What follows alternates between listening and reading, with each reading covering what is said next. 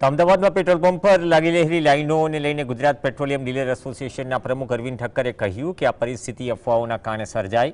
શહેરના petrol pump પર દેખાતી ભીડ હકીકતમાં ગેરસમજના કારણે ઊભી થઈ છે. સરકાર અને ઓઇલ કંપનીઓ તરફથી જરૂરિયાત મુજબ પેટ્રોલ ડીઝલ મળી રહ્યું છે. સરકારે મર્યાદિત જથ્થો વેચવા અંગે કોઈ સૂચના આપી નથી. અમદાવાદના માત્ર 3 થી 4 પેટ્રોલ પંપ પર થોડા સમય માટે પેટ્રોલ ઉપલબ્ધ ન હોવાના કારણે પેનિક સિચ્યુએશન સર્જાઈ હતી. એસોસિએશને નાગરિકોને અફવાઓથી દૂર રહેવા અને ગેરમાહિતી પર વિશ્વાસ ન કરવા અપીલ કરી.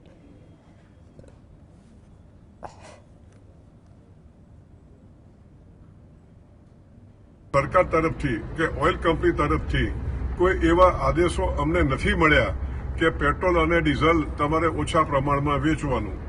અમદાવાદમાં જો જોવા જઈએ તો 210 પેટ્રોલ પંપો છે, પરંતુ આજે 3 કે 4 પેટ્રોલ પંપે પેટ્રોલ નહીં હોવાથી આ પેનિક થયું છે.